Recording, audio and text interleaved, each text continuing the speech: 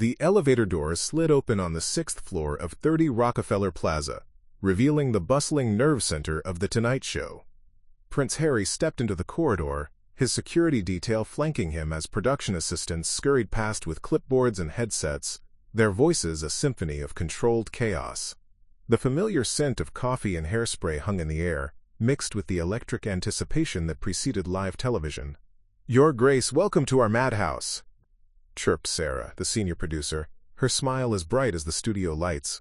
She wore the uniform of television executives everywhere, sleek black blazer, impossibly white teeth, and the kind of energy that suggested she'd already consumed her third espresso of the day. "Jimmy is absolutely thrilled you're here. This is going to be such a wonderful segment. Before we jump back in, tell us where you're tuning in from, and if this story touches you, make sure you're subscribed, because tomorrow, I've saved something extra special for you." Harry nodded politely, though something in her tone, too enthusiastic, too practiced, made his shoulders tense slightly. As they walked through the maze of corridors lined with photos of celebrity guests and Tonight Show memories, he caught glimpses of crew members stealing glances, some offering genuine smiles, others whispering behind their hands with barely concealed excitement.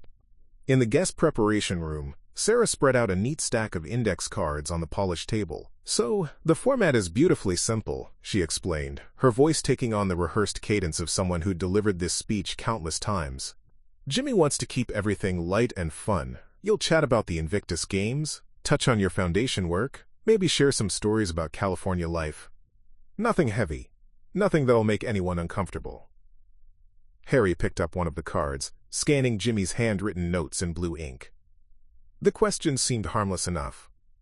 "What's your favorite thing about Montecito weather? Any famous neighbors we should know about? How are the kids adjusting to American schools? Standard late-night television fare, designed to humanize rather than interrogate. The key thing," Sarah continued, leaning forward with conspiratorial warmth, "is to just roll with Jimmy's energy. He's all about creating those viral moments, you know? The audience absolutely loves when guests play along with the games and bits. Don't overthink it. Just be yourself and let Jimmy work his magic."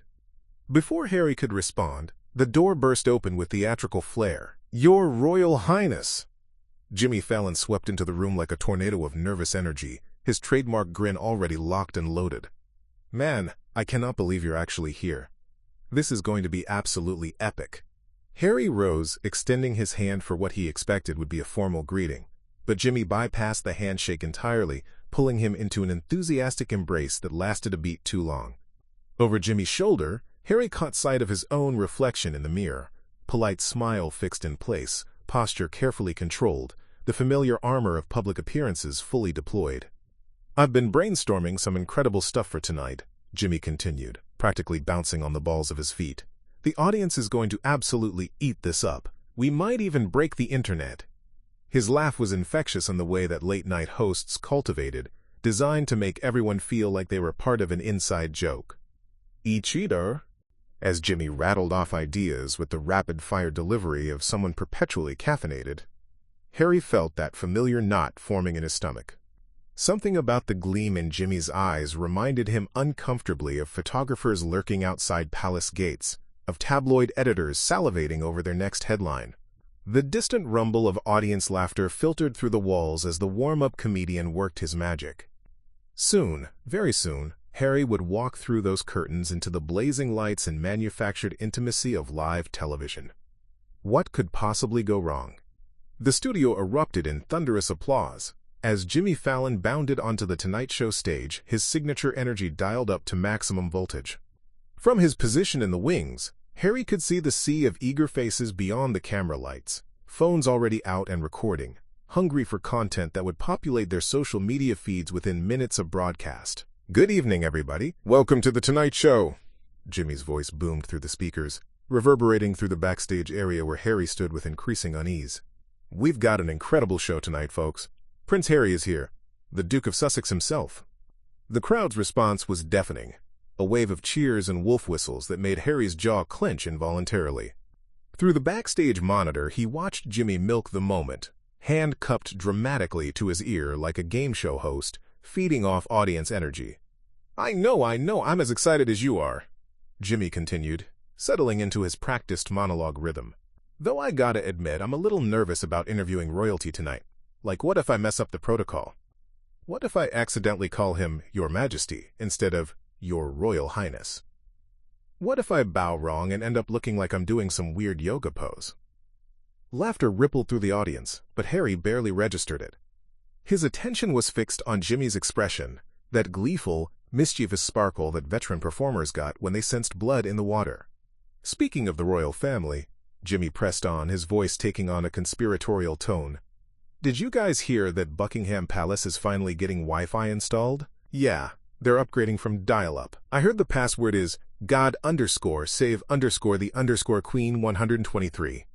Don't worry, though. They change it every century for security purposes. The laughter grew louder, more pointed. Harry felt his shoulders tense as he recognized the trajectory, late-night comedy's inevitable slide, from gentle ribbing towards something with sharper edges. Sarah appeared beside him, headset around her neck, clipboard in hand, her earlier enthusiasm now replaced by focused professionalism. 1 minute to showtime, Your Grace, she whispered, apparently oblivious to the storm clouds gathering in Harry's expression. Remember, just have fun with it. But as Jimmy's voice carried backstage, dripping with theatrical reverence tinged with mockery, Harry wondered if anyone's definition of fun matched his own anymore. Ladies and gentlemen, please welcome His Royal Highness Prince Harry, the Duke of Sussex. The curtains parted like theater magic, and Harry stepped into the blazing spotlight to thunderous applause. The studio audience rose to their feet, their enthusiasm washing over him in waves as he made his way across the polished stage. For a moment, the familiar rush of public appearance adrenaline kicked in. This was what he'd been trained for since birth, after all. Jimmy bounded over with arms outstretched, and they exchanged a warm handshake that looked perfectly natural under the lights. Prince Harry, welcome, welcome! Jimmy's smile seemed genuine now, freed from the sardonic edge of his monologue. Thank you so much for being here, man. This is incredible. Thanks for having me, Jimmy, Harry replied, settling into the guest chair with practiced ease. It's great to be here. His media training kicked in automatically. Maintain eye contact. Lean forward slightly.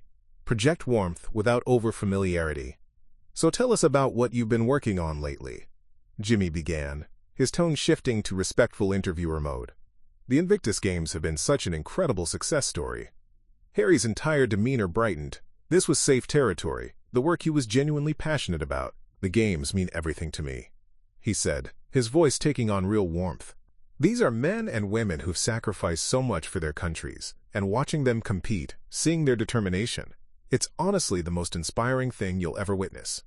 The audience applauded appreciatively, and for a moment Harry felt something he hadn't experienced in months. Control.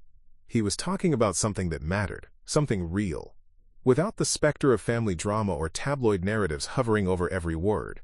The next games are in Dusseldorf, he continued, and we're expecting over 500 competitors from 20 nations. These aren't just athletes, they're warriors who found their way back to excellence through sport. Jimmy nodded enthusiastically, but Harry caught something subtle in his host's body language, a slight shift forward, the way his fingers drummed once against his desk. The practiced eye of someone preparing to pivot. That's amazing, truly amazing, Jimmy said, his grin taking on a different quality. Now, speaking of warriors. Harry's smile faltered almost imperceptibly. Here it comes. You know, I have to ask. Jimmy continued, his voice taking on that conspiratorial late-night tone that audiences loved. Living in California now, do you ever miss the royal perks? Like, does your Montecito house have that same Wi-Fi password situation we talked about earlier? The audience chuckled. A warm-up laugh that Jimmy expertly built upon. I mean, God_save_the_Queen 123 must have been pretty convenient, right? Though I guess now you're dealing with American internet providers. Welcome to Comcast customer service, Your Royal Highness. The laughter grew louder, more pointed. Harry maintained his polite smile, but something shifted behind his eyes, a tightening that only someone who'd spent years reading royal body language might catch. Well, the internet works just fine in California, Harry replied carefully, his tone still diplomatic but noticeably cooler. Though I have to say, tech support conversations are definitely different when you don't have to explain your title first. Oh man, can you imagine? Jimmy leaned forward, sensing the audience's energy. Hello, Comcast? Yes, this is His Royal Highness calling about my internet. What do you mean, hold please? More laughter rippled through the studio. Harry's posture had stiffened almost imperceptibly, his hands clasping slightly tighter in his lap. His smile remained fixed, but it no longer reached his eyes, a subtle transformation that the cameras caught in unforgiving high definition. Jimmy, feeding off the crowd's enthusiasm, pressed forward. I bet you never thought you'd miss royal protocol until you had to deal with American bureaucracy, right? But seriously, though, Jimmy continued, his voice taking on that playfully mischievous tone that made audiences lean forward in anticipation. I have to say, Meghan has really mastered the art of stealing the spotlight. I mean, she's got that whole Hollywood thing down pat. She could probably steal the show from me, and I'm the host. The audience erupted in delighted laughter and applause, some people actually whooping with appreciation. Jimmy grinned wider, clearly energized by their response. I'm just saying. He pressed on, his hands gesturing theatrically. She went from Suits to royalty to Netflix deals to, what's next? Running for president. I wouldn't put it past her, though I guess we'd have to change the Constitution first. But hey, stranger things have happened in American politics, right? The laughter grew louder, more raucous. Several audience members clapped enthusiastically, and Jimmy fed off their energy like a performer hitting his stride. Harry's jaw clenched visibly. The polite mask he'd maintained for years of public appearances began to crack, his hands gripping the arms of his chair with white-knuckled intensity. The protective fury that lived deep in his chest, the same fire that had driven him to Afghanistan, that had made him step away from royal duties, began to burn. Actually, Jimmy, Harry interrupted, his voice cutting through the laughter with unexpected sharpness. My wife isn't here to defend herself, so maybe we should. Oh, come on, don't be so serious. Jimmy laughed, waving a dismissive hand. She's got to have thick skin being married to you guys, right? I mean, the tabloids must have been brutal. Meghan Markle, actress, duchess, or drama queen. That was actually a real headline, wasn't it? The audience roared again, but this time Harry wasn't smiling at all. His blue eyes had gone cold, his entire body radiating tension that even the most oblivious viewer could sense through their television screens.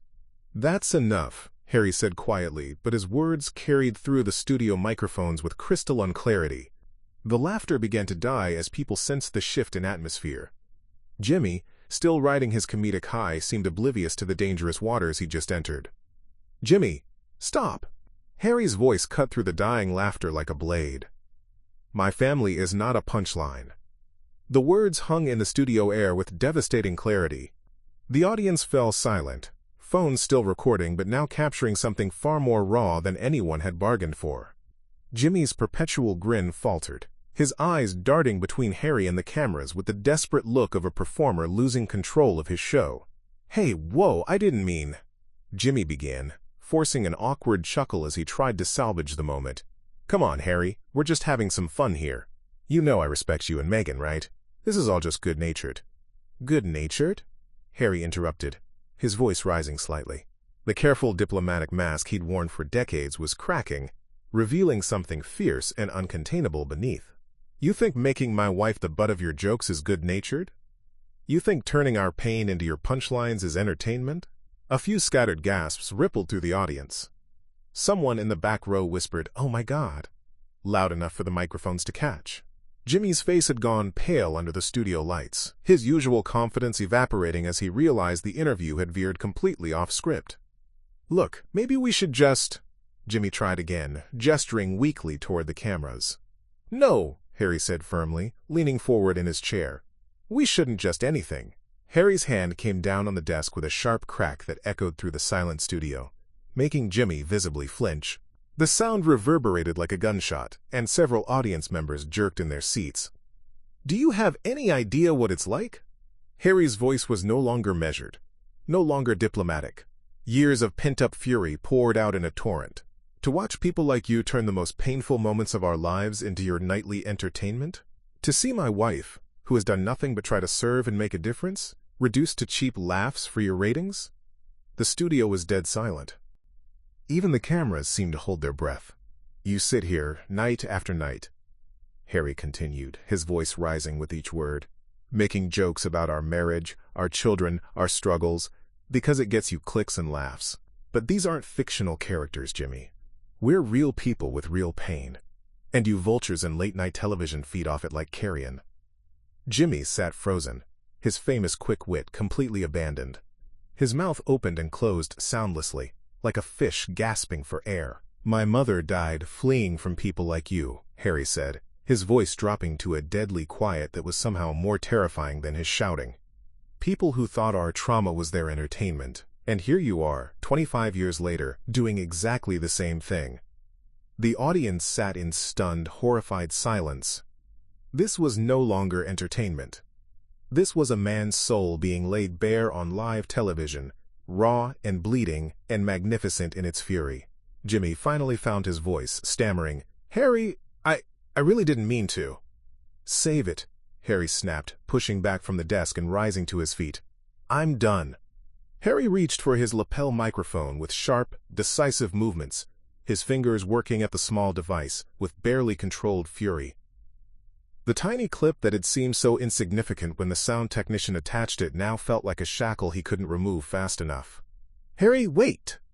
Jimmy half rose from his chair, his hand outstretched in a desperate gesture of reconciliation. "Please, let's just talk about this. We can work this out."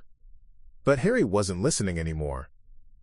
With a sharp tug, he yanked the microphone free, the small device clattering onto the polished desk with a sound that seemed to echo through the stunned silence. The wireless pack followed, pulled from his belt, and dropped unceremoniously beside the microphone. "Ladies and gentlemen," Jimmy called out weakly to the audience, his voice cracking slightly as he tried to regain control of his show. Let's just take a quick commercial break, shall we? We'll be right back." But the audience wasn't paying attention to Jimmy anymore. Every phone in the studio had emerged from pockets and purses, their screens glowing like fireflies in the dark as people frantically tried to capture every moment of the unfolding drama. The quiet murmur of shocked whispers began to build into a low rumble of excitement and disbelief. Harry strode across the stage with long, determined steps, his shoulders rigid with barely contained rage. He didn't look back at Jimmy, didn't acknowledge the camera still rolling, didn't spare a glance for the audience members who were now openly filming his retreat. His security detail, who had been positioned discreetly at the edge of the stage, immediately moved to flank him as he approached the curtain. "Oh my God, did that really just happen?" Someone in the front row whispered loudly enough for nearby microphones to pick up. "Is this real?" Another voice called out. "Are we still filming?" Jimmy remained frozen at his desk, his trademark smile completely abandoned. His hand shook slightly as he reached for his water glass, taking a sip that did nothing to restore color to his pale face. The confident host who had bounded onto the stage less than 30 minutes earlier had been replaced by someone who looked genuinely shaken, perhaps for the first time in his television career. "Folks, we're going to figure this out," Jimmy said into his microphone, his voice lacking any of its usual energy. "Sometimes these things happen in live television. But his words trailed off as the red curtain swallowed Harry's retreating figure, leaving behind only the echo of footsteps and the excited buzz of an audience that had witnessed something they'd never forget. The carefully orchestrated entertainment machine had just experienced a complete and spectacular breakdown, broadcast live to millions of viewers who were already reaching for their phones to share what they'd just witnessed. "Sir, please wait." Two large men in black suits appeared as if from thin air, blocking Harry's path to the exit. Their movements were professional, calm, but unmistakably firm. "We need you to stay backstage for just a moment." Harry's eyes flashed with dangerous fury. "Get out of my way." "Your Grace, please," one of the security officers said, his voice respectful but unyielding. "We just need to let things settle down out there before I said move." Harry's voice carried the authority of someone who had commanded soldiers in combat zones, but the security team held their ground. Sarah burst through the backstage chaos like a woman possessed, her perfectly styled hair now disheveled, her clipboard forgotten as she clutched her phone with white knuckles. "This is a disaster," she hissed into the device. "Yes, I know it's trending already. No, I don't know how to fix this." Behind her, Jimmy appeared at the edge of the curtain, his face ashen under the studio makeup. "Harry, listen, I'm so sorry. I really didn't mean, don't." Harry turned on him with such venom that Jimmy actually stepped backward. "Don't you dare come back here and pretend you didn't know exactly what you were doing." But I honestly thought, you thought wrong. Harry's security detail moved closer, sensing their principal's escalating agitation.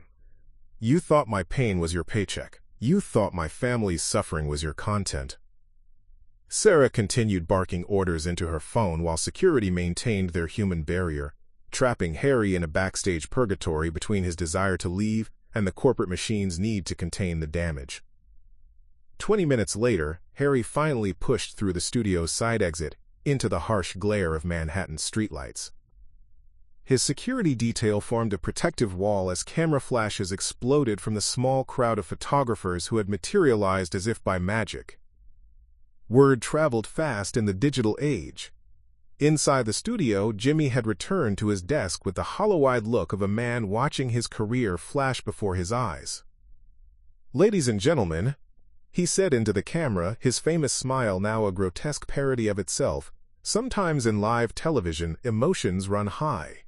I want to apologize if anyone was offended by tonight's show. Prince Harry is dealing with a lot right now, and I should have been more sensitive to that. But the damage was already spreading like wildfire across every social media platform. #Harry vs Fallon was trending worldwide within minutes. TikTok videos dissected every moment of the confrontation. Twitter exploded with hot takes ranging from, "Harry finally stood up for himself," to, "Someone can't take a joke." The black SUV pulled away from Rockefeller Plaza in silence, Harry staring out the tinted window at a city that suddenly felt more hostile than ever. His phone buzzed incessantly with calls from advisors, friends, and reporters, but he ignored them all. Behind them, the neon peacock of NBC glowed against the night sky, a symbol of an entertainment industry that had just learned the hard way that not everyone was willing to be the punchline. The confrontation was over, but the real fallout was just beginning. In the morning, the world would wake up to a new understanding of where the line was drawn between public figures and private pain. Tonight, that line had been drawn in blood. Up next, you've got two more standout stories right on your screen. If this one hit the mark, you won't want to pass these up. Just click and check them out. And don't forget to subscribe and turn on the notification bell so you don't miss any upload from us. Quote,